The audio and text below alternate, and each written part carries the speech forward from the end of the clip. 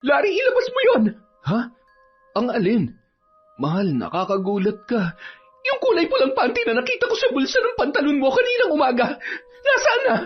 Itinago mo na ba para hindi ko makita? Mahal, ano bang pinagsasasabi mo? Ano akala mo sa akin? Bakla para magsuot ng panty? Totoong lalaki ako, no? Hindi ako gaya ng iniisip mo. Hindi yun ang iniisip ko. Kaya huwag ka na magtanga-tangahan dyan. Alam kong itatago mo yan dahil ayaw mong paghinalaan kita na may babae ka. Mahal, sobra naman yata yung ibinibintang mo sa akin. Hindi lang to basta pambibintang. Alam ko kung ano nakita ko kaya wag mo na akong gawing tanga. Mali ka ng iniisip, mahal. Kaya ako nga inalis yung panty na yun nung nakita ko kasi alam ko na ganyan ang iisipin mo eh. Hindi yun galing sa babae ko. Galing yun sa mga katrabaho ko, pinagtripan nila ako. Gusto raw nila makita kung paano ako magalit. Mahal, wala akong ginagawang masama. Wala akong babae. Ikaw lang ang mahal ko. Ito naman? Taon 2023. Masbate. Unti-unti nang kumakalat ang dilim sa paligid nang matapos si Shirley sa pagmamanicure sa isa sa mga suki niya sa kabilang barangay. Malapit lang yun sa boundary nila, ngunit pagdating niya roon ay kinakailangan pa niyang maglakad ng 10 minuto bago makarating sa bahay ng kanyang kliyente. Niyakap ni Shirley ang sarili nang manuot ang lamig sa kanyang katawan. Magpapasko na naman pero wala pa silang naitatabi ng kanyang asawa. Hindi kasi palaging may trabaho si Larry at hindi rin kalakihan ang kinikita niya sa pagmamanicure.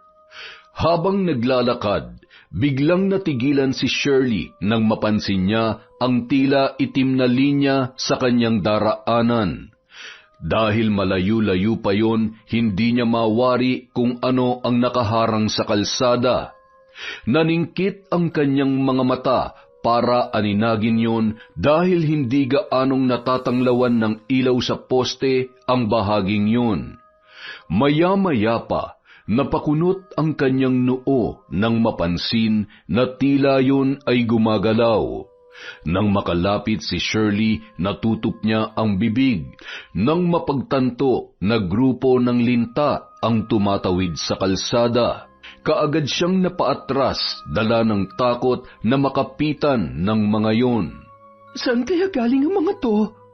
Nagpalinga-linga ang babae sa paligid, ngunit dahil madilim, wala na siyang ibang makita.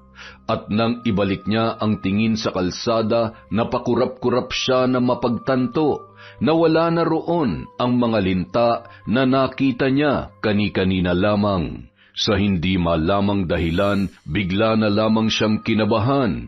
Minsan na kasing naikwento ng kanyang ina na kapag nakakita raw siya ng grupo ng mga insekto o mga linta at alupihan na nagkukumpulan, isa raw yung palatandaan na may mambabarang na nakatira sa di kalayuan. Ngunit ang kanyang ipinagtataka, wala namang ibang nakatira sa parting yun, kundi ang dating kapitana ng kanilang barangay. Sa kanyang palagay, malabong maging mambabarang ang isang tulad noon na nakakaangat sa buhay at mapagkawang gawa sa mga kabarangay kahit wala na sa pwesto. Wala yung dahilan para makipagkasundo sa demonyo. Lumapit pa siya sa damuhan sa gilid ng kalsada para tingnan kung naroon ang mga linta, ngunit wala na siyang nakita. Napailing na lamang siya ng mga sandaling yon sa pag-aakala na pinaglalaruan na naman siya ng kanyang imahinasyon. Binilisan na lamang ni Shirley ang kanyang paghakbang para makarating agad sa kanilang bahay. Iwinaksi niya sa isipan ang tungkol sa iniisip sa dating kapitana. Oh, bakit ganyan ang itsura mo? Namumutla ka. Wala to, napagod lang. Ikaw, bakit putok na naman yung labi mo? Kanino ka na naman nakipag-away? Tinambangan ako kanina sa daan eh. Ano? Bakit ka naman tatambangan? Ewan ko ba rin sa mga yun? Pinag-initan ako ng mga tambay. Lumaban naman ako, kaya lang, ayun, napuruhan sa mukha. Larry, umamin ka nga. Mga tambay nga ba talagang gumawa niyan sa'yo o pinagkakautangan mo? Mga tambay nga. Ba't ba ayaw mo maniwala? Kasi hindi ka kapanipaniwala eh. Sa tagal na natin dito, imposibleng basta ka nalang bubugbugin ng mga tambay. Baka nakakalimutan mong puro tayo problema. Sino na naman bang inutangan mo? At saan mo ginamit yung pera? Wala nga akong inuutangan. Talaga? Baka nakakalimutan mo. Lahat ng utang na hinuhulugan natin ngayon ay dahil sa'yo. Ikaw ang nangutang nun pero pati ako nadadamay sa pagbabayad. Imbis na ilaan ko na lang sa mga gastusin dito sa bahay at sa mga bata, nauubos sa pagbabayad ng walang katapusang utang. Kung makapagsalita ka, parang ako lang ang nakinabang sa inutang ko ah. Nakain at naitain mo na nga ngayong kapakukuda ng ganyan. Responsibilidad mo na magbigay para sa pagkain dito sa bahay. Ikaw ang ama, Larry. Pero halos wala ka nang niyaambag dito. Nagtatrabaho naman ako ah. Huwag kang mag-alala. May ipinapagawa si Grace doon sa bahay nila. Maghintay ka lang. Ibibigay ko sa yung sasahurin ko doon. Madalas na pag-aawayan ng mag-asawa ang tungkol sa mga utang ni Larry na nalalaman na lamang ni Shirley kapag may dumarating na maniningil sa kanila. Wala naman siyang problema pagdating sa kanilang relasyon bilang mag-asawa dahil nagkakaayos din naman sila matapos ang ilang pagtatalo. Hindi rin nambababae si Larry, pero mahilig yung uminom at magsabong na siyang dahilan ng pagkakaroon ng utang ng lalaki.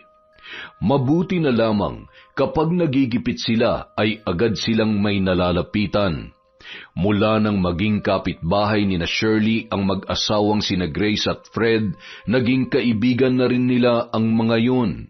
Minsan pa, si Grace na mismo ang kusang nagpapahiram sa kanya, kaya naman unti-unti na ring naiipon ang utang nila doon.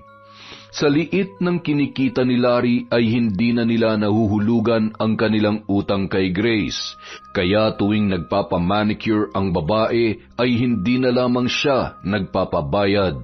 Pangiti-ngiti ka na naman. Samantalang kagabi ay nagpapalakasan kayo ni Larry ng boses habang nagtatalo. Nay naman ayos na kami ng asawa ko. Hayaan niyo na po yun. Normal lang naman sa amin na magtalo. Sus, Shirley, kilala kita. Tinitiis mo na ikaw ang nagpapakahirap na magbayad ng mga utang ng asawa mo. Magagalit ka lang sa una tapos kaunting suyo lang sa'yo ay magkukulong na kayong dalawa sa kwarto. Paglabas, ayos na. Parang wala lang nangyari. Yung utang pa nawawala kapag nagbebembangan kayo ng asawa mo. Nay naman, baka marinig kayo ng mga bata. Totoo naman ang sinasabi ko Tsaka, huwag ka nang mag-inarte dyan. Hindi mo nga naiisip na naririnig kayo ng mga anak niyo kapag may ginagawa kayong milagro sa kwarto Nay, tama na. Ay nako, ewan ko sa'yo, Shirley. Hanggat kinukonsinti mo yung asawa mo, walang mangyayari sa buhay ninyo. Mababaon kayo ng mababaon sa utang. Hindi na ako magugulat kung isang araw ay maghahanap na ng maperang babae ang si Larry. Teka lang, Nay. Parang sobra naman na po yata kayo. Hindi ganong klase ang asawa ko. Oo, puro utang siya pero hindi niya magagawa mang babae. Yan ang akala mo. Pero maghintay ka lang. Makikita mo rin kung ano ang sinasabi ko. Hindi po ako magagawang lokohin ng asawa ko, Nay. Mahal niya ako. Kaya kung pwede suportahan niyo na lang kami. Napailing na lamang si Yula sa sinabi ng kanyang anak. Madalas niya yung pagsabihan tungkol kay Larry, ngunit hindi naman siya pinapakinggan. Gaya ng dati, naghanap na ng ibang raket si Shirley para matulungan sa pagbabayad ng utang ang kanyang asawa, hanggang sa matanggap siya bilang kasambahay ni Alicia, ang dating kapitana ng kanilang barangay. Mas kilala yon sa tawag na kapitana dahil isa yon sa pinakamabait na namuno roon. Mahigit 2 dekada na rin mula nang umupo yon bilang kapitan. At mula nang mawala sa serbisyo, palagi na lamang nasa bahay ang matanda. Hanggang sa nabiyuda na at iniwan ng mga anak na mas piniling tumira sa ibang bansa. Nakikita na lamang siya ng mga taga-barangay kapag kumakatok para humingi ng tulong. Wala nang ibang kasama si Alicia kundi ang kasambahay. Ngunit dahil kinailangan na rin ng pamilya ang naninilbihan, ay napilitan na yung maghanap ng bagong magiging tauhan. Nako, madam, maraming salamat po talaga sa pagtanggap niyo sa akin dito. Malaking bagay po na may regular na akong trabaho. Maliit lang po kasi ang kinikita ko sa pagmamanicure eh. Masaya ako dahil alam kong mabuting tao ang nakuha kong kasambahay. Huwag mong alalahanin ang sweldo dahil tataasan ko pa yon kapag nakita kong masipag ka at hindi laging lumiliban sa trabaho. Hindi mo naman kailangang matulog dito. Pwede kang mag-uwian. Malapit lang naman ang bahay mo. Kailangan ko lang naman ng kasama rito kapag sumasama ang pakiramdam ko. Sige po, kahit tawagan niyo na lang po ako kapag may kailangan kayo, agad-agad ko po kayong pupuntahan. Mukhang matindi ang pangangailangan mo sa pera, iha. May asawa ka na ba? Opo, tsaka may mga anak na rin po kami. Talaga? Ilan ang anak ninyo? 2 po, madam. Kung wala lang po sana kaming binabayarang utang, hindi naman po kami magigipit ng sobra. Pero kadalasan po talaga, napupunta lang sa pambayad yung kinikita naming mag-asawa. Kung hindi nga po dahil sa pensyon ni nanay, baka wala na talaga kaming makakain eh. Kawawa naman pala ang pamilya mo. Basta sipagan mo lang dito, siguradong magtatagal ka. Huwag ka mag-alala, papayagan naman kitang bumalik kung kakailanganin mo. Naku, salamat po talaga. Napakabuti niyo po, madam. Mula nung matanggap si Shirley sa bagong trabaho, hindi na sila masyadong nakakapag-usap ni Larry. 6:00 ng gabi siya umuuwi. Pagod na pagod at ginugugol pa ang oras sa mga marurumi nilang damit para hindi maipon ang mga yon. Matanda na ang kanyang ina kaya hanggang sa kaunting paglilinis na lamang at pagluluto ang nagagawa noon. Si Larry naman halos kasunod niya lamang umuuwi. Marami ba kayong ginagawa sa bahay ni na Grace? Oo, nagpapagawa sila ng extension ng bahay. Magdadagdag pa nga raw sila ng 1 pang kwarto para sa kapatid ni Fred na uuwi galing sa Australia. Sa kanila daw kasi tutuloy. Pero di ba hanggang 4:00 lang dapat kayo? Nag-o-overtime na ako para madagdagan naman yung sasahurin kay Grace. Buti na lang may pinapagawa sila, no? Kung wala, matatagalan ka na naman makahanap ng mapagtatrabahuhan. Buti na lang din at natanggap ka sa bahay ni Kapitana. Sinabi mo pa, hindi ko na talaga alam kung saan pa tayo kukuha ng pera eh. Nakakataranta tuloy tuwing may naniningil dito. Ikaw naman kasi, tigilan mo na yung pangungutang para dyan sa bisyo mo. Buti sana kung ikaw lang ang nahihirapang magbayad. Ayang ka na naman sa paninisi mo eh. Pagod din ako. Saglit na nga lang tayo nagkikita tapos ganyan ka pa. Lingid sa kaalaman ni Shirley, hindi lamang alak at pagsasabong ang bisyo ni Larry. Ngunit dahil masyadong maingat ang lalaki ay nananatili pa rin siyang walang alam sa tunay na nangyayari. Kinabukasan, hinintay muna ni Larry na makaalis si Shirley bago siya nagtungo sa kanilang kapitbahay. Kung tatantyahin, 2 bahay lamang ang pagitan nila pero dahil puro tanim na gulay at may mga puno sa loteng nasa gitna, hindi nakikita ang bahay ni na Grace mula kina Larry. Pero kahit hindi niya natatanaw yon, ay kabisado na niya ang oras ng pag-alis at pagdating ng asawa ni Grace na si Fred. Pasipul-sipul pa ang lalaki nang pumasok sa bakuran ni na Grace. Dala ang mga gamit niya na pangkarpintero. Ang aga mo naman. Nag-almusal ka na ba? Hindi pa nga eh. Alam ko kasing hindi ka pa rin kumakain kaya gusto sana kitang sabayan. Ang lungkot kayong kumain na mag-isa. Si paring Fred naman kasi, lagi na lang nagmamadali tuwing umaga. Sanay na ako sa kanya. Maaga kasi yung pasok niya sa opisina. Halika, upo ka na. Nakahanda ng almusal natin. Natin talaga?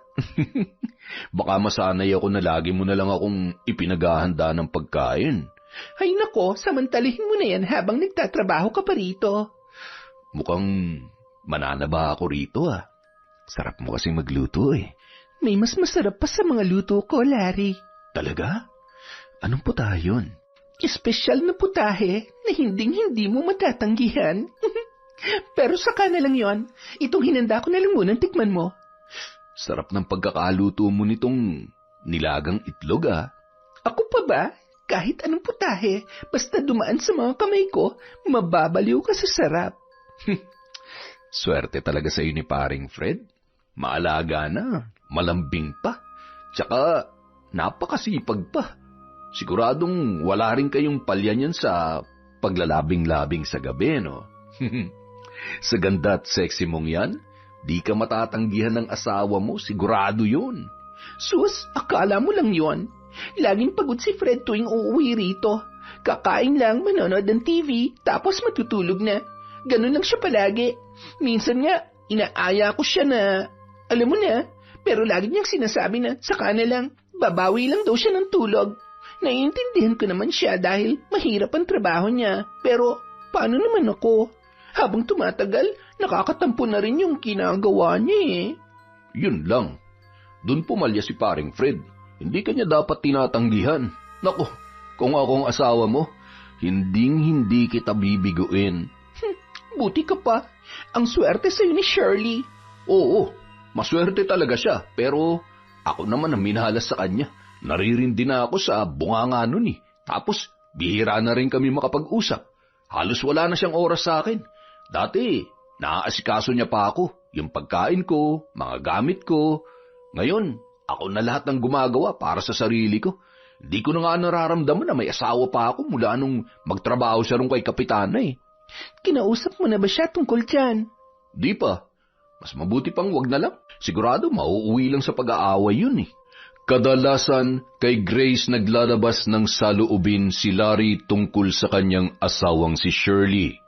Ganoon din naman si Grace sa kanya, kaya mas lalo pa silang napalapit sa isa't isa. Hindi na kumakain sa bahay si Larry dahil tuwing pupunta siya sa kanilang kapitbahay, nakahanda na ang kanyang almusal. Bukod pa ron, may espesyal din na ulam para sa kanya tuwing tanghalian. Kahit ang mga kasama niya sa paggawa ng extension ng bahay ay napapansin na rin ang pagiging malapit nila sa isa't isa. Pero lagi namang sinasabi ni Larry na parang magkapatid na ang samahan nila ni Grace, kaya ganoon na lamang siya itrato ng babae. Isang gabi, nagulat si Larry nang madatnan si Shirley na naghahanda ng masasarap na pagkain. Mukhang binili pa yon ng kanyang asawa sa bayan dahil hindi naman yon makakapagluto ng ganoong putahe sa maiksing oras lamang pagkagaling sa trabaho. Napakunot ang noo niya at saglit na napaisip kung para saan ang paghahandang yon. Ang daming pagkain ah. Anong meron? Ha? Hindi mo alam? Hindi. Kaya nga ako nagtatanong eh. Ngayon ko lang kasi ulit nakita na may ibang putaheng nakahain sa mesa. Mukhang nagpahinga muna ang sardinas at instant noodles ngayong gabi ah. Siguro nakatanggap ka ng tip sa amo mo, no? Ay, mukhang hindi mo na nga talaga naaalala. Ang alin ba? Pambihira ka naman, Larry. Anong klase ka bang asawa't hindi mo alam na birthday ngayon ni Shirley? Ay putya, oo nga no. Mahal, sorry. Masyado lang kasi akong maraming iniisip kaya hindi na sumagi ko sa isip ko na ngayon palang birthday mo eh. Ayos lang, naiintindihan ko naman. Sige na, maupo ka na lang dyan para makakain na tayo. Busog pa ako, mahal eh. Gusto kong tikman lahat yan.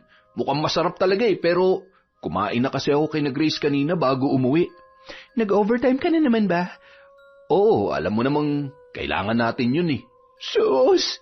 Masyado ka namang nagpapakabayani. Kanina pa nakauwi yung mga kasama mo. Ikaw na lang ang naiwan doon. Ibig sabihin, ikaw lang ang nag-o-overtime. Kaya ko naman ang trabaho ron kahit mag-isa lang ako. Nangihinayang lang ako sa pwede pang idagdag na sahod. Kaya nakiusap ako kung pwedeng lagi ako mag-overtime. Di ikaw na ang bayani. Gusto mo bang palakpakan kita sa ginagawa mo? Nay, wag naman po kayong ganyan. Nagsisikap lang ako na... Larry, Nay, tama na yan. Kumain na tayo. Baka kung saan pa mapunta ang usapan nyo. Mabuti pa nga. Wala rin naman akong ganong makipagtalo sa taong hindi nauubusan ng kasinungalingan. Ano hong kasinungalingan? Katwiran. Ay nako, hirap talaga pag makasalanan. Humihina na rin ang pandinig. Bukod sa pagkairita, nakaramdam din ng kaba si Larry sa mga binitiwang salita ni Eula. Mukhang nakakahalata na ang kanyang biyanan sa mga ikinikilos niya. Para kontrahin kung anuman ang iniisip sa kanya ng biyanan, ipinakita niya ang pag-aasikaso sa asawang si Shirley. Sinikap niya na mas maaga nang makauwi pagkatapos ng trabaho para maiwasan ang pagdududa ni Eula sa kanya. Samantala, kauuwi lamang ni Fred mula sa trabaho ng gabing yun. Napakunot noo ang lalaki nang mapansing wala roon si Grace. Kadalasan kasi, sinasalubong siya ng asawa paglabas pa lamang niya ng sasakyan. Pero sa pagkakataong yun, matinding katahimikan ang sumalubong sa kanya. Tinawag niya ang pangalan ng asawa, ngunit walang sumasagot. Hanggang sa nagpasya na lamang siya natawagan ang cellphone noon. Grace, nasan ka? Mahal, nandito ako sa bahay ng kaibigan ko. Sindo kasi nila ako kanina. Pasensya ka na kung hindi ako nakapagpaalam. Sa susunod, magsabi ka naman kung aalis ka. Hindi naman kita babawalan eh. Basta ipaalam mo lang sa akin. Hindi yung magugulat na lang ako at magtataka kung bakit wala ka dito sa bahay. Sorry na, mahal. Huwag ka na magalit oh. Nakapagluto naman na ako ng hapunan mo eh. Kunin mo na lang sa kusina. Anong oras ka naman uuwi? Hindi ko pa alam, mahal eh. Pero wag mo na akong alalahanin. Ihahatid naman ako ng mga kaibigan ko pa uwi. Sige, huwag kang magpagabi ha. Okay, sinabi mo eh. Mula nung magsama sina Fred at Grace bilang mag-asawa, sa kanya lamang nakilala ng lubos ang babae. Malambing at maasikaso ang asawa niya, ngunit sa katagalan, napapansin niya na ginagawa lamang yon ng babae para hindi siya magalit tuwing umaalis yon ng walang paalam para sumama sa kanyang mga kaibigan. Umuuwi ng madaling araw at lasing na lasing si Grace. Ilang beses na niyang pinagsabihan ng babae, ngunit sadyang hindi yon nakikinig sa kanya. Samantala, habang mahimbing nang natutulog ang asawang si Shirley, ay maramot naman ang antok kay Larry. Nakatitig siya sa kawalan at hindi mapigilang mapaisip. Maya-maya, bigla na lamang siyang napangiti nang maalala ang nakita niya sa cellphone ni Grace. Ang pogi ko talaga. Kahit si Grace na gwapo't matikas ang asawa nahuhumaling din pala sa akin. Ay, ano kayang pakiramdam ni paring Fred bilang asawa niya? Nakakainggit. Ano bang binubulong-bulong mo dyan? May kausap ka ba? Ha? Ay, wala. Guni-guni mo lang yun. Matulog ka na ulit, mahal. Sa paglipas ng mga araw, madalas nang nagkakaroon ng mga bagong gamit si Larry. Damit, sapatos, chest bag, at mayroon na ring mamahaling relo. Hindi alam ni Shirley ang tungkol doon dahil tinatago niya ang iba sa mga yun. Hanggang isang araw, day off ni Shirley kaya naisipan niyang maglinis ng buong bahay. Inuna niya ang mga gamit nilang mag-asawa na hindi niya na nagagawang ayusin tuwing umuuwi siya galing sa trabaho, dala ng matinding pagod. Nung wawalisin na sana niya ang ilalim ng kama, nakaagaw sa kanyang pansin ang isang kahon na nakalagay doon. Kunot noon niya yung hinila para tingnan kung ano ang laman. Maya-maya pa, tumambad sa kanya ang mga bagong damit na nakabalot pa sa plastik. Iba-iba ang brand ng mga yon at hindi bababa sa 1,000 piso ang halaga ng bawat isa. Ngunit ang pinaka-nakaagaw pansin sa kanya ay ang mamahaling relo na mukhang hindi pa nagagamit. Saan kaya galing ang mga to? Imposible namang makabili si Larry nito. Maliit lang ang sinasahod niya sa... Hindi kaya... Ninakaw niya to kay Grace? Baka galing to sa mga gamit ni Fred. Ay, wisit talagang lalaki yon. Hinintay ni Shirley na makauwi ang kanyang asawa para kumprontahin tungkol sa mga bagong gamit na nakita niya. Ngunit mag-aalas 7 na ng gabi ay hindi pa rin dumarating si Larry. Hinihintay mo ba ang asawa mo? Nako, kung ako sa'yo, matutulog na ako. Siguradong mamaya pa yun makakauwi. Bakit po, Nay? May pinuntahan po ba siya? Nako, nakita ko siya kanina sa bahay ng katrabaho niya, si Kucho. Nagiinuman na naman. Mukhang kasasahod lamang. Ay, malapit na talaga maubos ang pasensya ko sa lalaking yon. Nakakarami na siya sa akin. Bagamat unti-unti nang hinihila ng antok dahil sa pagod, sinampal ni Shirley ang sarili para manatiling gising. Hindi siya matutulog hanggat hindi dumarating ang kanyang asawa. Ilang sandali pa, napasulyap siya sa may pinto ng bumukasyon. Mula roon, pumasok ang lasing na si Larry. Oh, mahal, bakit hindi ka pa natutulog? Sa tingin mo makakatulog pa ako matapos kong malaman ang ginagawa mong kalokohan? Mahal, huwag ka naman maingay. Gabing-gabi na tulog na mga kapitbahay natin. Malalayo ang iba nating kapitbahay kaya wala akong pakialam. Ano na naman ba yung kinakagalit mo? Palagi ka nalang galit sa akin. At sino hindi magagalit, ha? Kanino galing ang mga bago mong damit? Mahal ang mga yon, Larry. Puro branded at may mamahalin pang relo. Ba't mo ba kasi pinakikialaman ang mga gamit ko? Baka nakakalimutan mo mag-asawa tayo. Naglinis ako ng buong bahay kanina at kasama ron ang kwarto nating dalawa. Sa tingin mo, wala akong karapatang makialam sa mga gamit mo? Halatang takot ka dahil may itinatago ka. Ngayon, sagutin mo ang tanong ko, saan galing ang mga bago mong gamit? Binili ko yan. Hindi ko lang agad pinakita sa'yo dahil alam kong magagalit ka. Alam kong sasabihin mo na sana ibinili ko na lang ng mga gamit dito sa bahay o ibinigay ko sa'yo para na ipamalengke mo yung pera. Huwag kang sinungaling, Larry. Sa liit ng sinasahod mo kina Grace, imposible makabili ka ng ganun kamahal na damit at relo. Ganyan ba talaga kalit ang tingin mo sa akin? Siyempre may iba pa akong racket. Yung bisyong ay kinagagalit mo, yun ang dahilan kaya ako nabili mga yun. Nanalo ako sa sabong. Sarili kong perang ginamit ko. Masama ba na maglaan naman ako para sa sarili ko? Magbibigay naman ako sa'yo pero sa tono mo, hinuhusgahan mo na ako agad eh. Gusto ko lang naman malaman ng totoo. Nasabi ko na nga, di ba? Nasa iyo na lang yan kung maniniwala ka o hindi. At kung ayaw mo maniwala, bahala ka. Pagod na ako magpaliwanag. Napaluhan na lamang si Shirley nung mga sandaling yon dahil gulong-gulo pa rin ang kanyang isipan. May parte sa kanya na gusto niyang paniwalaan si Larry pero batid niyang malas sa sabong ang lalaki kaya malabong doon yon nanggaling. Hindi pa rin nawala ang kanyang pagdududa sa asawa kaya siya na mismo ang gumawa ng paraan para malinawan sa nangyayari. Isang araw, day off muli ni Shirley.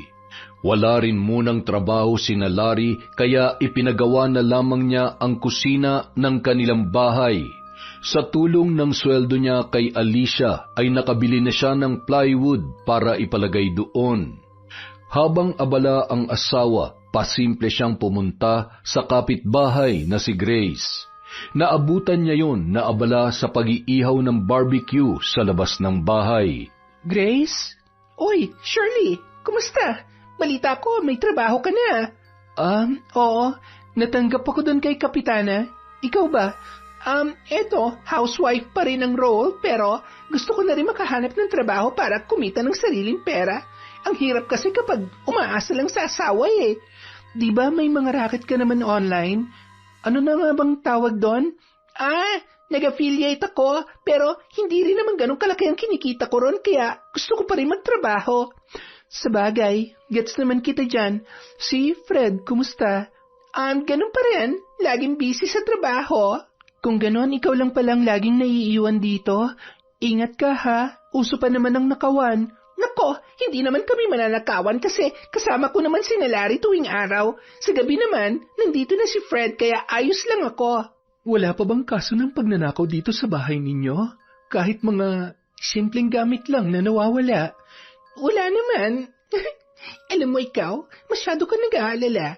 Palagi naman ako nag-check ng mga gamit sa bahay kaya alam na alam ko kapag may nawawala. Kahit nga 20 pesos lang hinahanap ko talaga eh.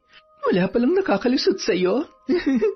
Baka gusto mong dito ka na kumain. Malapit na maluto tong iniihaw ko. Ha? Nako, hindi na. Sa bahay na lang ako kakain. Ikaw ang bahala, pero huwag ka na sanang tatanggi kung padadalhan kita kahit ilang stick lang nitong barbecue para sa mga bata, Mare. Dahil sa pakikipag-usap ni Shirley kay Grace, nakumbinsi siya na hindi nga galing sa nakaw ang mga gamit ni Larry. Bahagya siyang nakonsensya ng mga sandaling yon dahil sa nasabi niya sa kanyang asawa. Kaya naman para makabawi, nagluto na lamang siya ng masarap na ulam. Pagsapit ng gabi, nag-alok pa siya ng masahe para kay Larry na hindi naman noon tinanggihan. Matapos ang gabing yun, tuluyan ng napanatag si Shirley, lalo na nang mag-abot na sa kanya ng pera si Larry para ipandagdag sa pambayad niya sa mga pinagkakautangan. Bagamat tutol siya sa pagsusugal ng asawa, ay hinayaan niya na lamang yun sa gustong gawin. Ang mahalaga sa kanya, natututo na ring maging responsableng ama ang lalaki. Kapag natatagalan kasi siya ng uwi, ay hindi na nag-o-overtime pa si Larry para maasikaso ang mga bata. Minsan, yun na rin ang nagluluto ng kanilang hapunan. Sa nakikita ni Shirley na pagbabago ng asawa, tuluyan nang nawala ang kanyang mga pagdududa. Nung patapos na ang ginagawa ni Larry kay Grace, ay nakaramdam siya ng lungkot dahil hindi na niya madalas makakasama at makakausap ang babae. Hindi man maamin ng lalaki ang tunay na nararamdaman, batid niyang pareho lamang sila ni Grace na masyado ng komportable sa isa't isa. Nang magpamerienda ang babae sa mga trabahador, pasimpleng pumasok si Larry sa bahay para abangan ang pagbalik ng babae. Ilang sandali pa, impit na napatili si Grace nang hilahin niya yon sa may tagong parte ng kusina. Doon sila nagkatitigan. Ang bango mo naman? Ikaw rin, kahit pinagpapawisan ka, ginamit mo na ba yung sabon na binigay ko sa'yo? Siyempre naman, pakiramdam ko nga, kamay mo mismo ang humahagod sa katawan ko tuwing ginagamit ko yun eh. Ang tagal-tagal ko tuloy maligo. Alam mo, sa tingin ko talaga, hindi ka para sa pagkakarpintero. Gwapo ka, Larry. Marami kang trabaho na pwedeng pasukan na hindi ka nadudungisan. Gusto ko na rin namang makahanap ng ibang trabaho pero wala akong makita. Gusto mo bang tulungan kita? Marami akong kakilala. Talaga? Tutulungan mo ulit ako? Oo naman. Bakit hindi? Hindi ka na iba sa akin. Paanong hindi na iba? Special na ba ako para sa'yo? Parang ganun na nga. Hindi ka naman mahirap magustuhan Pero may asawa ka na at ako... Pwede ba kitang halikan? Seryoso ka ba? Oo, at matagal ko nang gustong gawin to kaya sana pumayag ka. Payag ako, pero... Pero ano? Doon tayo sa kwarto. Huwag dito. Baka may makakita sa atin. Sa loob ng silid, naganap ang hindi dapat mamagitan sa kanilang dalawa.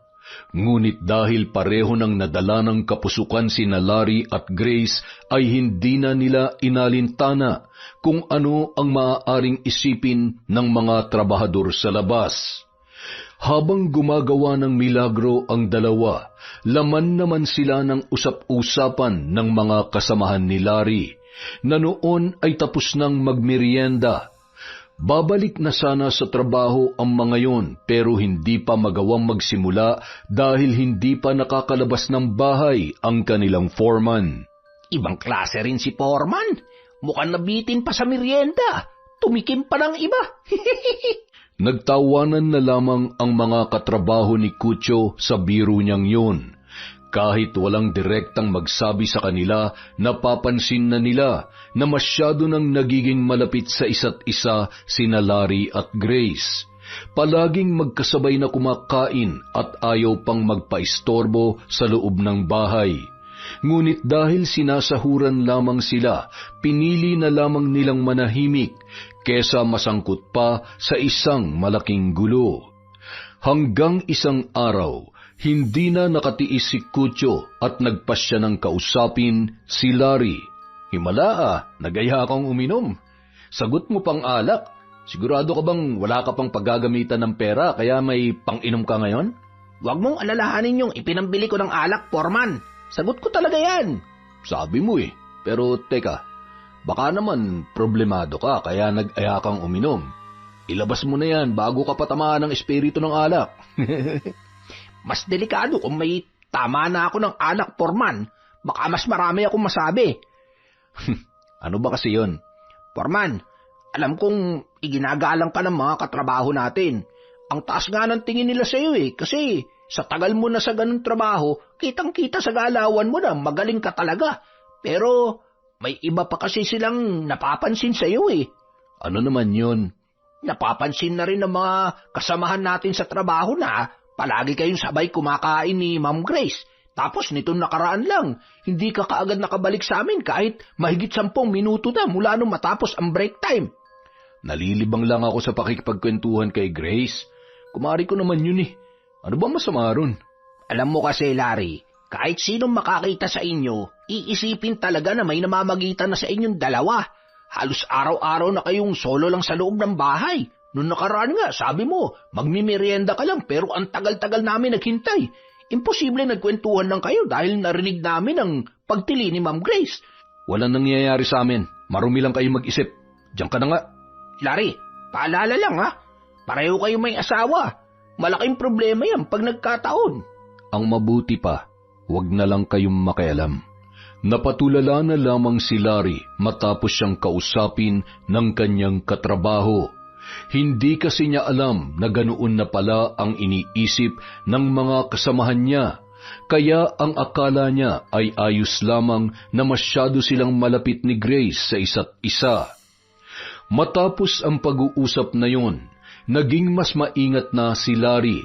Hindi na siya nagtatagal sa loob ng bahay ni na Grace, pero kapag tapos na ang kanilang trabaho ay hindi muna siya umuuwi. Tumatambay siya roon kahit 1 oras lamang, saka sasabihin sa kanyang biyanan na nag-overtime siya sa trabaho. Gumagana naman ang mga palusot ng lalaki. Napapaniwala niya ang asawang si Shirley.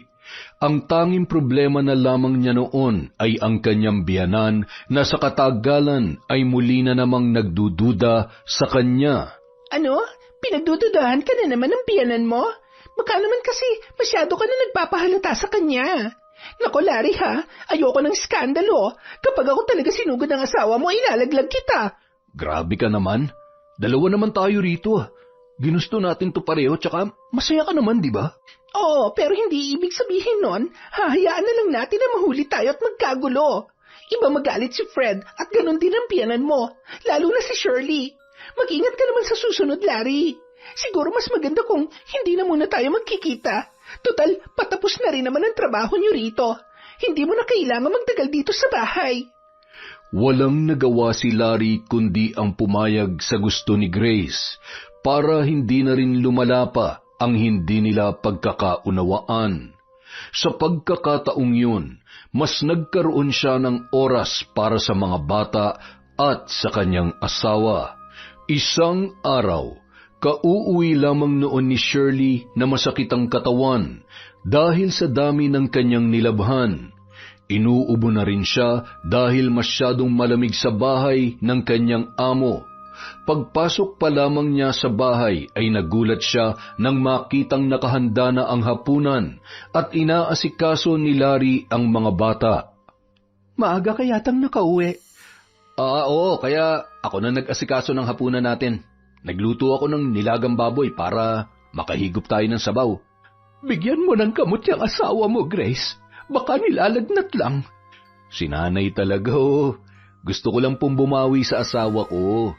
Nakikita ko naman kung gaano siya kapagod sa trabaho niya tapos mag-aasikaso pa rito sa bahay pag uwi niya.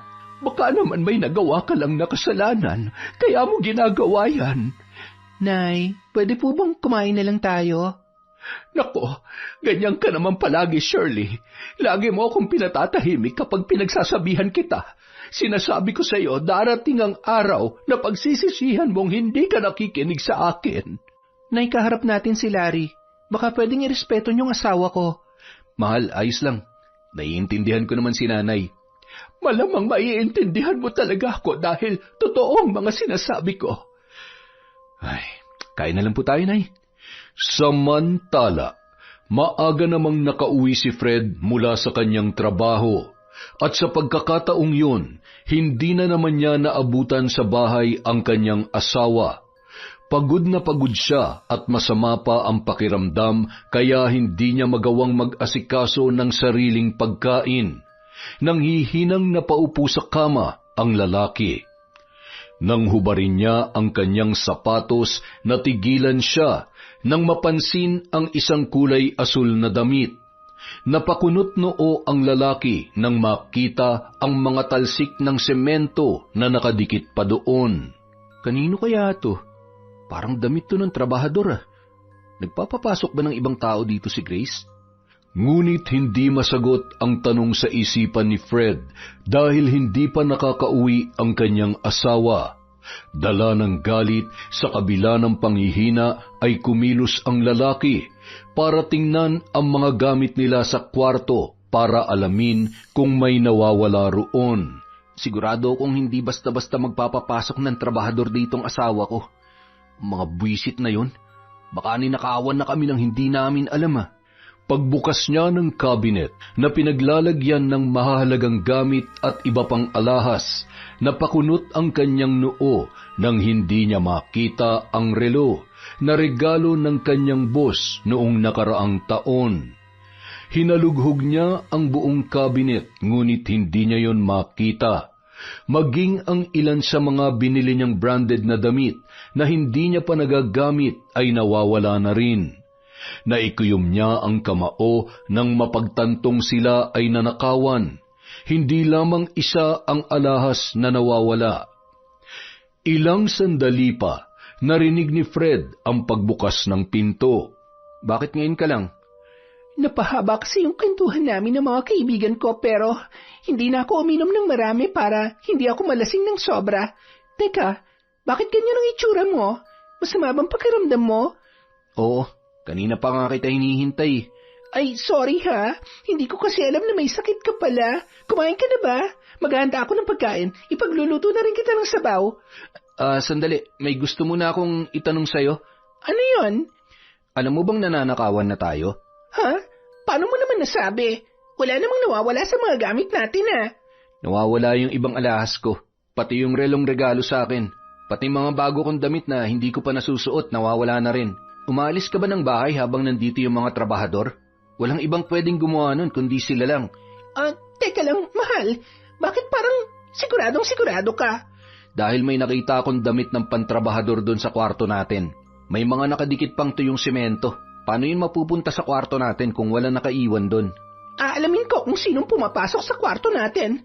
Pasensya ka na kung naging pabaya ako, ha? Hindi na to pwede maulit, Grace, ha? Hindi biro ang halaga ng mga yon. Gagawa ko ng paraan para malaman kung paano nawala ang mga gamit mo, mahal. Bukas, sikasuhin ko yon.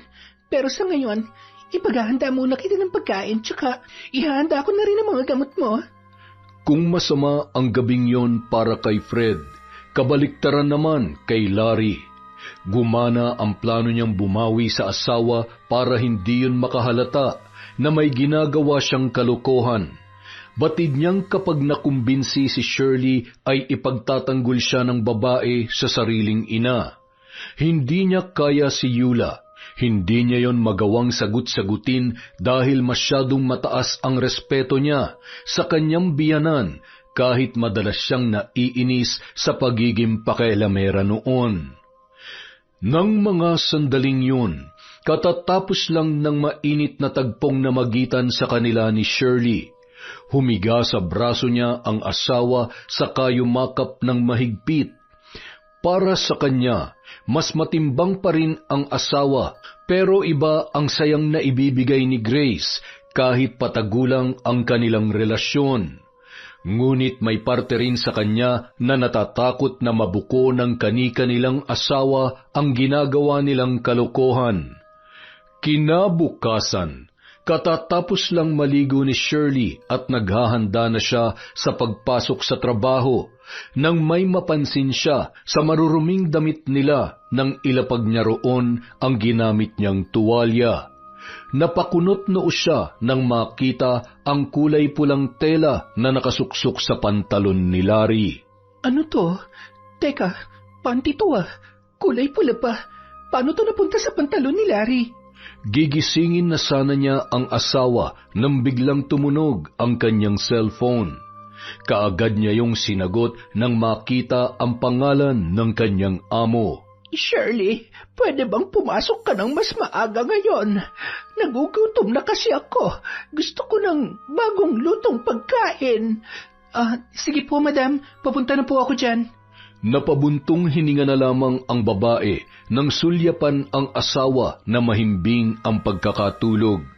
Nagdesisyon siya na saka na lamang niya kakausapin si Larry sa pag-uwi niya galing sa trabaho. Ngunit sa maghapong paglilinis at pagluluto, hindi maalis sa kanyang isipan kung kanino ang panloob na nakita niya sa pantalon ng kanyang asawa. Kinagabihan, kaagad siyang dumiretso sa kwarto para kunin ang nakitang panloob. Ipapakita niya sana yon para kumprontahin si Larry pero hindi niya nagawa dahil wala na yun doon. Larry, ilabas mo yon! Ha? Ang alin? Mahal, nakakagulat ka. Yung kulay pulang panty na nakita ko sa bulsa ng pantalon mo kaninang umaga. Nasaan na? Itinago mo na ba para hindi ko makita? Mahal, ano bang pinagsasasabi mo? Ano akala mo sa akin? Bakla para magsuot ng panty?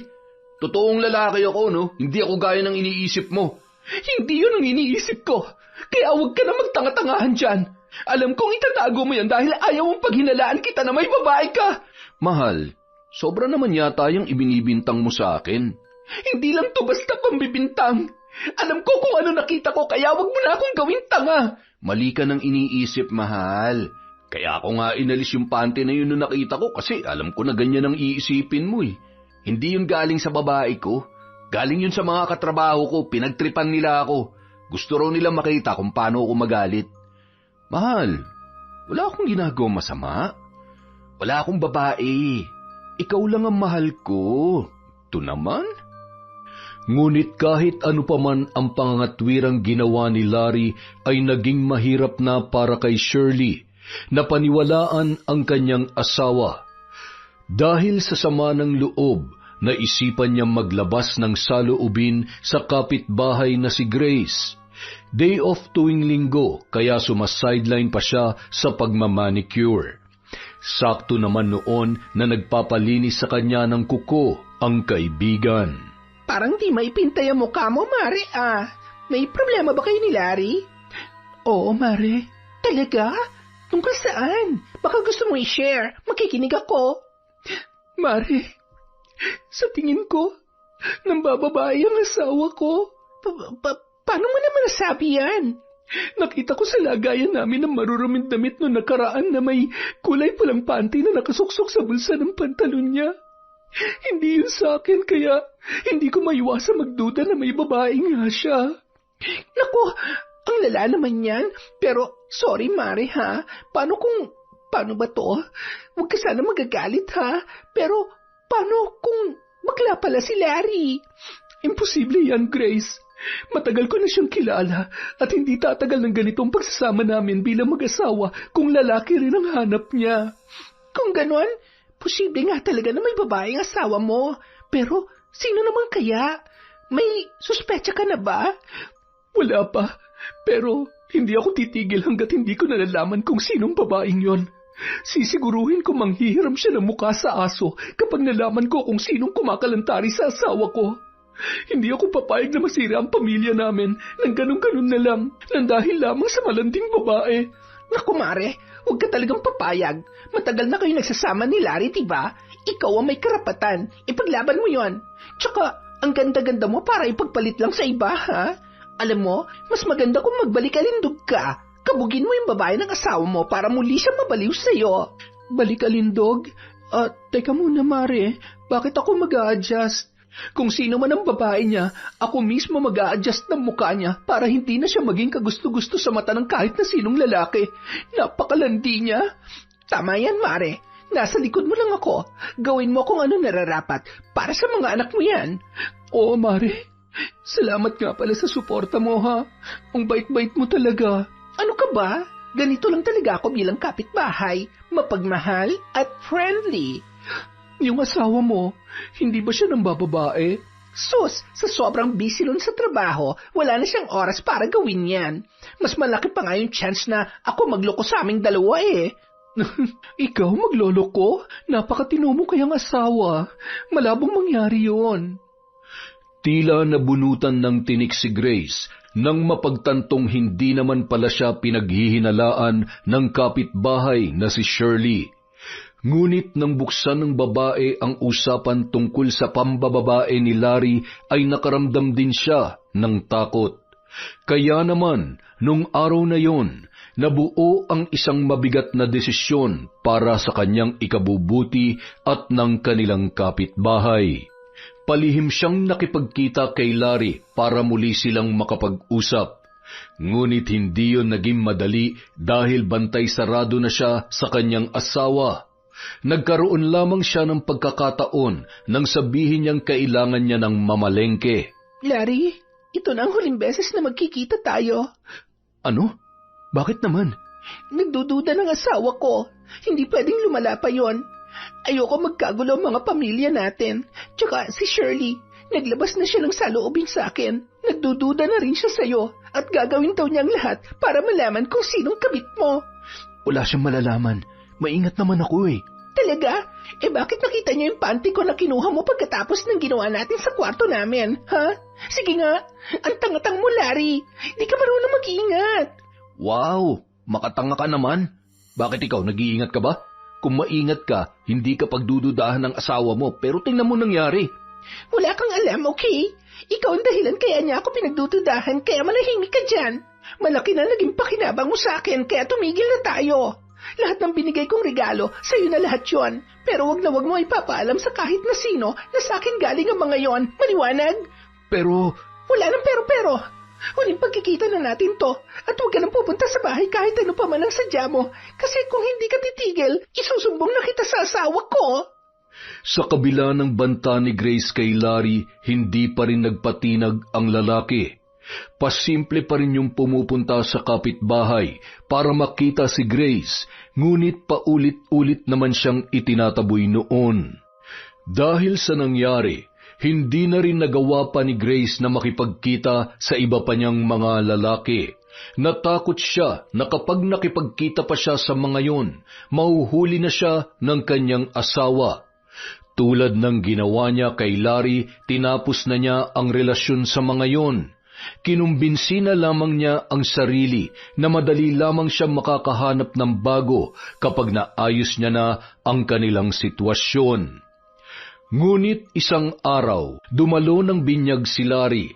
Dahil bongga ang selebrasyon ng inaanak ay sinuot niya ang damit na ibinigay sa kanya ni Grace, pati na rin ang mamahaling relo. Ngunit nung naglalakad na siya pauwi, nakasalubong niya sa daan ang asawa ni Grace na si Fred. Pare, sandali. Uy, pare, ikaw pala. Bakit? May ipapagawa ka ba ulit? Wala. Gusto ko lang sanang itanong kung saan galing yan damit na suot mo. Ang ganda eh. Mukhang bagong-bago pa. May nagbigay lang sa akin, pare. Talaga? Sino naman? Ha? Yung kaibigan kong umuwi galing Saudi. Pati yung relo mo, ang angas din ah. Mukhang original. Talaga? Paano mo naman nasabi? Meron din kasi akong ganyang relo eh. Wow! Pareho pala tayong meron nito. Oo, pero pwede ko ba yung matingnan sandali? Sige, para malaman ko rin kung original ba talaga o hindi. Tiningnan ngayon ni Fred at nakita ng lalaki ang nakaukit na initials niya roon. Nung iniregalo kasi yun sa kanya, ay pinalagyan din ng initials para mayroong pagkakakilanlan. Kaagad na nanlisik ang kanyang mga mata at buong lakas na hinablot ang kwelyo ni Larry. Uy pare, teka lang. Ano bang problema? Bakit bigla ka na lang nanghahablot ng kwelyo? Hindi mo alam? Nawawala lang naman ang relo ko at kaya ako tiningnan ng suot mong relo para hanapin ang palatandaan ko. Unang kita ko palang duda na ako eh. Hindi lang kasi relo, kundi pati itong damit na suot mo. Ano bang pinagsasabi mo pare? Akin to. Regalo to sa akin kaya imposible yung sinasabi mo. Kung talagang may nagregalo sa'yo niyan, sino yung nagbigay? Ha? Bakit ko na masasabihin sa'yo? Kita mo na, hindi mo masagot kasi ang totoo, ninakaw mo mga yan sa kwarto namin. Nag-iwan ka pa nga ng ebidensya eh. Iniwan mo yung marumi mong damit na pantrabaho sa kwarto namin ni Grace. Magnanakaw ka na lang, tatanga-tanga ka pa. Napikon si Larry sa sinabing yun ni Fred, kaya nagpambuno ang dalawa habang nagpapalitan ng malalakas na suntok. Yun ang tagpong naabutan ni Grace na noon ay kauuwi lamang mula sa pamamalengke. Ano bang ginagawa nyo? Tumigil nga kayong dalawa. O yan ang asawa mo. Bakit hindi mo siya tanungin ha? Hindi yung basta-basta mo na lang ako pinagbibintangan na magnanakaw. Huwag mo nang idamay ang asawa ko. Magnanakaw ka. Yun ang totoo. Paano mapupunta sa'yo yung mga gamit ko kung hindi mo ninakaw ha? Huwag mo akong gawin tanga dahil hindi tayo pareho ng utak. Ano Grace? Bakit hindi ka nagsasalita? Sabihin mo sa kanyang totoo. Sabihin mo na tumigil ka na, Larry. Paano mo nagawa yun sa amin, ha? Naging mabuti kami mag-asawa sa'yo at sa pamilya mo. Tapos magagawa mo pa kaming nakawan? Sobra ka naman. Ano? Teka nga. Bakit bigla ako sinisisi mo? Ikaw nga nagbigay sa akin ng mga to. Dahil ang sabi mo, mahal na mahal mo ko. Anong sinasabi ng lalaking yan, Grace, ha? Mahal, huwag ka makinig sa kanya. Gumagawa lang siya ng palusot para hindi siya managot sa pagnanakaw niya sa atin. Sinungaling ka, Grace! Sinungaling ka! Tumakbo pa uwi si Larry na gulong-gulo ang isipan at galit na galit sa ginawa sa kanya ng babae. Halos madapa pa siya sa pagmamadali dahil sa takot na sundan pa siya ng galit na galit din na si Fred. Hindi niya akalain na magagawa yun sa kanya ng babaeng akala niya ay tunay na nagmamahal sa kanya. Doon niya napagtanto kung gaano kamali ang kanyang ginawang panloloko sa asawang si Shirley. Pero higit sa lahat, sinisisi niya ang sarili sa pagtitiwala sa kanilang kapitbahay. Pagdating sa bahay, kaagad siyang lumuhod sa harapan ng kanyang asawa. Mahal, patawarin mo ko. Teka, bakit ka humihingi ng tawad? Ano bang nagawa mo? Aaminin ko ng kasalanan ko. Nagkasala ako sa iyo, mahal. Nagpadala ako sa tukso ng ibang babae. Ano? Si Grace. Nagkaroon kami ni Grace ng relasyon habang nagtatrabaho ko sa kanila. Nung una, akala ko init lang yun ng katawan tapos hindi ko na namalayang nahuhulog ng loob ko sa kanya. Siya nagbigay sa akin ng mga bagong damit at relo. Hayop ka? At isa pa yung Grace na yun? Kunwari pa siyang sinusuportahan ako tapos siya naman palang kabit mong buwisit ka. Umalis ka rito. Umalis ka at wag ka na magpapakita sa akin. Doon ka na sa Grace mong malandi. Ngunit sa kabila ng pagtataboy ni Shirley sa asawa, nagmakaawa yun sa kanya at hindi tumigil sa kakahingi ng tawad. Ngunit dahil masyado pang masakit para sa kanya ang nangyari, pinaalis na muna niya sa bahay si Larry. Kinabukasan, hindi muna pumasok sa trabaho si Shirley dahil sa balak niyang gawin. Kaagad niyang pinuntahan ang kapitbahay na si Grace.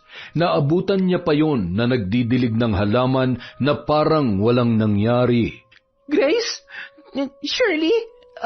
May kailangan ka ba, Mare? Huwag mo nga ako matawag-tawag na Mare. Traitor ka. Kunwari ka pa na kinukomfort ako at sinusuportahan sa paghahanap ng kabit ng asawa ko, tapos ikaw lang pala yun? Napakalandi mong babae ka. Hoy, huwag kang nambibintang. Bakit ko naman papatulan ng mabantot mong asawa? Mabantot, pero pinatulan mo pa rin dahil kating-kati ka na. Hindi ka ba kontento sa isang lalaki? May asawa ka na pero lumalandi ka pa sa iba. Hindi ako pumapatol sa tulad ni Larry na babad sa sikat ng araw at walang pangarap sa buhay. Masaya ako sa asawa ko, kaya wag mo akong inaakusahan bilang kabet. Hindi ako ganun ka-cheap para pumatol sa asawa mo. Anong hindi ka-cheap? Binebembang ka nga niya. Kung makapagmataas ka, kala mo naman napakataas na ng narating mo sa buhay. Umaasa ka lang naman sa asawa mo. Kung hindi ka lang maputi, wala namang papansin sa'yo. Tingnan ko lang kung may lalaki pang mahumaling sa'yo kapag nalaman nilang amoy payang singit mo. Bakit? Naamoy mo na ba? Huwag kang sinungaling. Mema ka rin eh. Anong mema?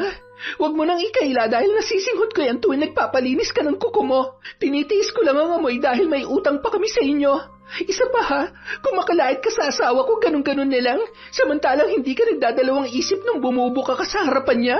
Ganun ka na ba ka-desperada? Hindi ka na ba napagbibigyan ng asawa mo kaya napakatindi ng pangangailangan mo? Hindi ako desperada at hindi ko kailangan ng ibang lalaki. Umalis ka na nga. Alis! Bawal ang hampas lupa rito sa bakuran namin. Alis na! Dahil pinagtitinginan na sila ng iba pang kapitbahay na nakakarinig, napilitan ng umalis si Shirley. Ngunit imbis na umuwi ay dumiretso siya sa bahay ng kanyang amo. Naglabas siya ng saloobin sa matanda at mataman naman yon na nakinig sa kanya. Pinagaan ni Alicia ang kanyang kalooban at pinayuhan para sa mas ikabubuti ng kanyang pamilya, lalo na ng kanilang mga anak. Ngunit hindi inaasahan ni Shirley ang huling sinabi ng kanyang matandang amo. Kung hindi mo kayang matahimik at magpatawad, may paraan para bigyan ng leksyon ang babaeng yon. Ano pong ibig niyong sabihin? Shirley, isa kong mambabarang. Pwede kitang turuan ng taglay kong karunungan at ang tamang paggamit ng itim na mahika. Gusto mong pagsisihan ni Grace ang ginawa niya, hindi ba? Pwede mo nang gawin nang hindi ka lumalapit sa kanya. Hindi niya rin malalaman na ikaw ang gumawa ng sumpa, kaya sana pag-isipan mo ng mabuti ang sinabi ko. Hindi inaasahan ng babae ang kanyang nalaman tungkol sa kanyang amo, na ang isang malumanay at napakabait na tao ay may ganoon palang sikreto. Gustuhin man ni Alicia na magsagawa ng ritual, hindi nun ginawa dahil mas nais ng matanda na matuto siya sa paggamit ng itim na mahika. Wala na raw kasi yung pagpapasahan ng itim na libro, ngunit sinabi ni Shirley na pag-iisipan muna niya ang tungkol sa bagay na yon. Pag-uwi sa bahay, naabutan ni Shirley ang asawang si Larry na abala sa paglalaba ng kanilang maruruming damit. Muling nagmakaawa ang lalaki na patawarin na sa nagawang pagkakamali at nangako na babawi sa kanya at sa mga bata. Hindi na sana niya papansinin yon, ngunit bigla siyang natigilan nang may sabihin pa sa kanya si Larry. Hindi ko na alam kung paano pa ako magpapakita sa mga tao. Halos lahat ng taga rito magnanakaw ng tingin sa akin dahil sa kinakalat na kwento ni Grace. Pinalabas niya na ninakawan ko sila kahit na sa kanya namang galing lahat ng mga gamit ni Fred na ipinanregalo sa akin. Binaligtad niya ako at sinira, mahal. Gustuin ko man siyang gantihan sa ginawa niya, hindi ko magawa dahil ayoko nang dagdagan pang problemang ibinigay ko sa iyo. Kung gusto mong bigyan pa kita ng pangalawang pagkakataon, pues patunayan mo. Panindigan mo dahil hindi na to basta-basta lang nakasalanan para ikatampo ko lang, Larry. Niloko mo ako. Nagawa mo kaming pagsabayin ng babae mo, kaya hindi mo ako masisisi kung hindi pa kita mapapatawad ngayon. Pero para sa mga anak natin, susubukan ko. Hindi biro ang problemang ibinigay mo sa akin. Kaya kung ano man ang gagawin ko, tanggapin mo yon. Manindigan ka sa mga sinasabi mo dahil sa susunod, wala na akong pakialam kahit masira pang pamilyang ito. Pinatunayan ni Larry ang pagsisisi sa nagawang kasalanan kay Shirley. Samantala, si Grace naman, hindi pa rin tumitigil sa pagkakalat ng kung ano-anong kwento. Ngunit sa pagkakataong yun, hindi na lamang si Larry ang sinisiraan ni Grace, kundi pati na rin si Shirley. Ang kapal talaga ng mukha ng babaeng yon. Matapos niyang landiin ang asawa ko, pinapalabas niya pa ngayon na siya ang biktima dito. Ang tagal ko na kasing sinasabi sa'yo. Noong una pa lang, may duda na ako sa asawa mo.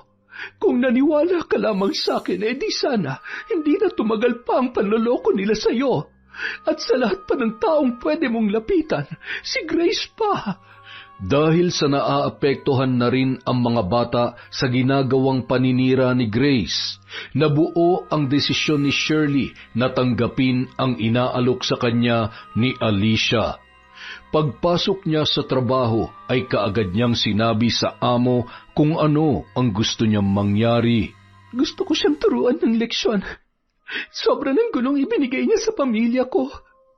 Ipinahiya niya na kaming lahat, pati mga anak ko, nabubuli na ng dahil sa iniimbento niyang kwento. Hindi ako papayag na hindi siya managot. Gusto ko mahirapan siya hanggang sa aminin niya ang mga nagawa niyang kasalanan. Ikaw lang ang makakagawa ng gusto mong mangyari, Shirley. Huwag ka mag-alala. Gagabayan kita sa abot ng aking makakaya. Nagulat si Shirley na ang bahay pala ng kanyang amo ay mayroong isang sikretong silid. Doon nakalagay lahat ng mga gamit ng matanda sa pambabarang at sa kung ano-ano pang ritual.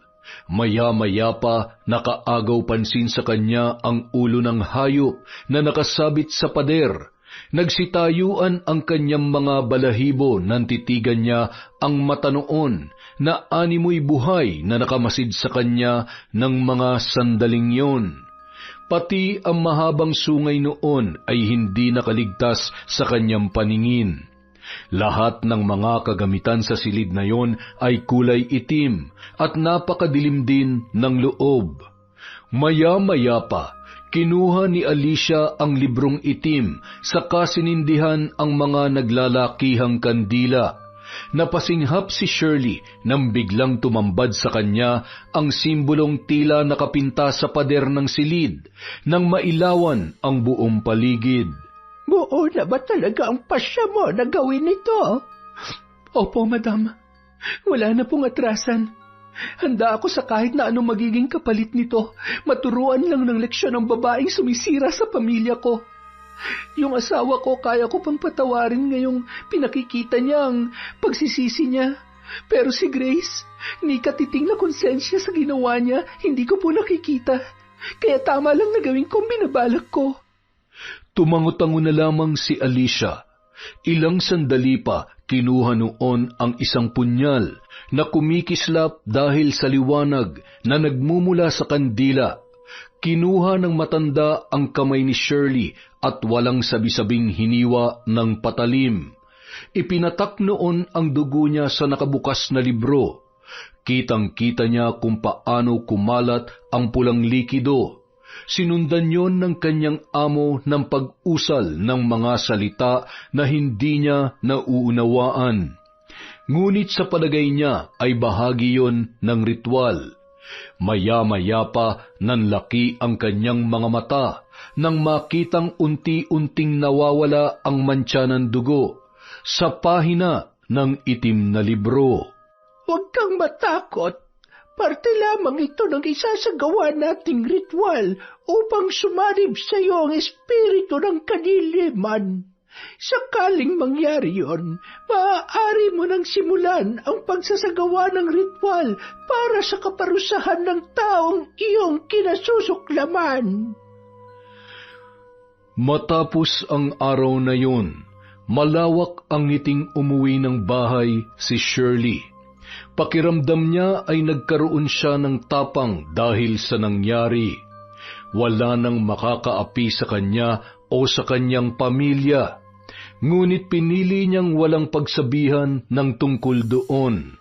Kahit ang inang si Yula ay walang kaalam-alam tungkol sa naging kasunduan nila ni Alicia. Para maisagawa ang ritual, ipinagamit ng kanyang amo ang sikretong silid. Tila may kung anong pumasok sa kanyang katawan nung mga sandaling yun. Naunawaan niya ang mga salitang nakasaad sa libro. Paulit-ulit niyang sinambit ang mga yon habang inilalahad ang gusto niyang mangyari sa kanyang kapitbahay. Kinabukasan, Naalimpungatan si Grace nang marinig ang sigaw ng asawang si Fred. Nakakunot ang noong napatingin siya sa lalaki. Mahal, bakit ka sumisigaw? Ano nangyari sa mukha mo? Ano nilagay mo dyan? Bakit? Tumingin ka nga sa salamin. Maging si Grace ay napahiyaw rin nang tumambad sa kanya ang sariling refleksyon. Mabilis ang paghingang kinapa niya ang naglalakihang mga bukol sa buong muka. Sa dami ng mga yon ay mata lamang niya ang walang latay. Maging ang kanyang mga labi ay tinubuan din ng butlig. Bahagya pa siyang napangyiwi nang hawakan ang mga yon dahil sa tinding kirot. Kaunting dampi lamang sa mga bukol at butlig ay kakaibang kirot na ang dulot noon sa kanya. Dahil sa nangyari, hindi niya magawang lumabas ng bahay, dala ng takot na pagtawanan at pag-usapan ng kanilang mga kapitbahay. Ngunit kahit nakakulong na siya sa bahay ay hirap na hirap pa rin siya.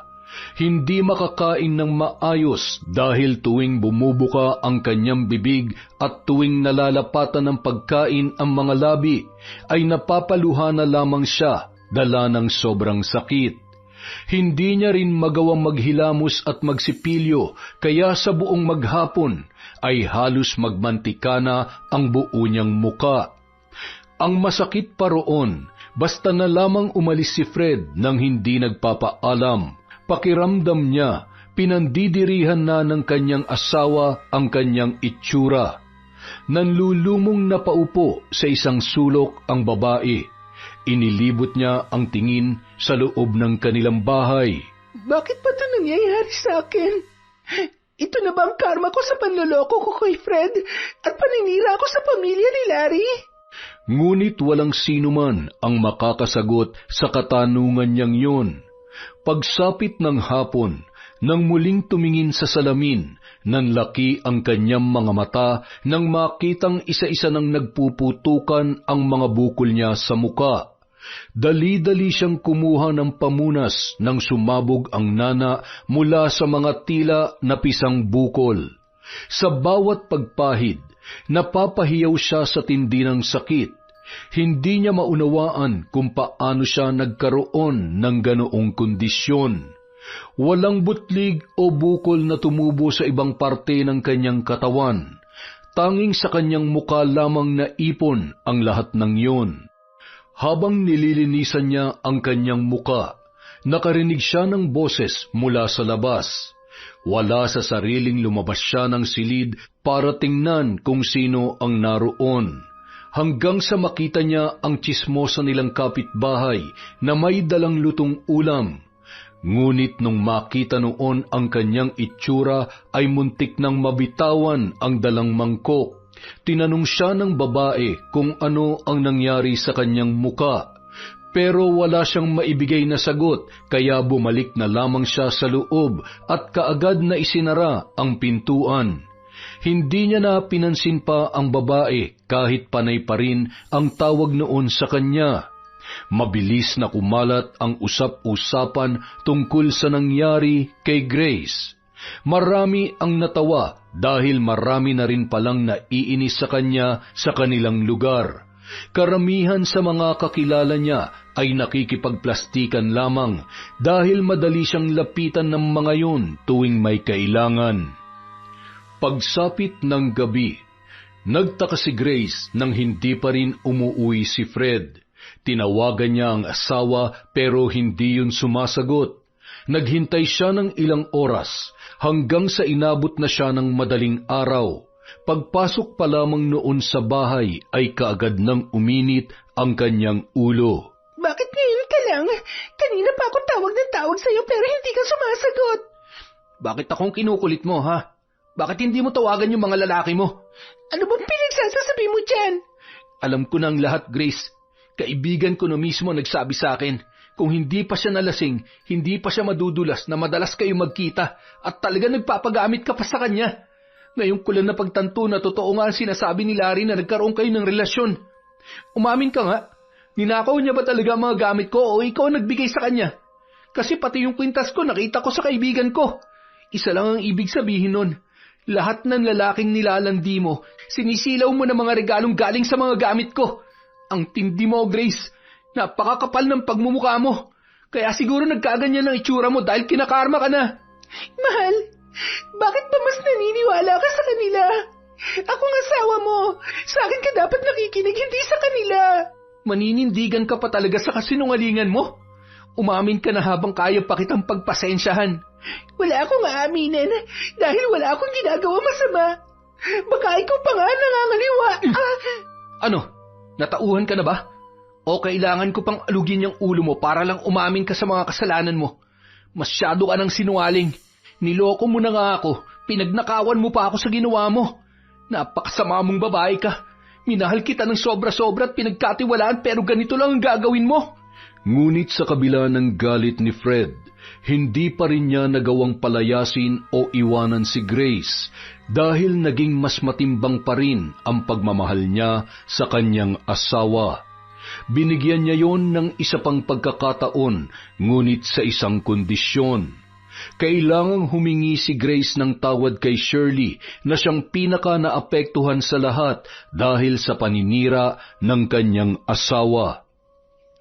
Kinagabihan, kauuwi lamang ni Shirley mula sa trabaho nang mapansin niya ang babaeng nakatayo sa labas ng kanilang bahay.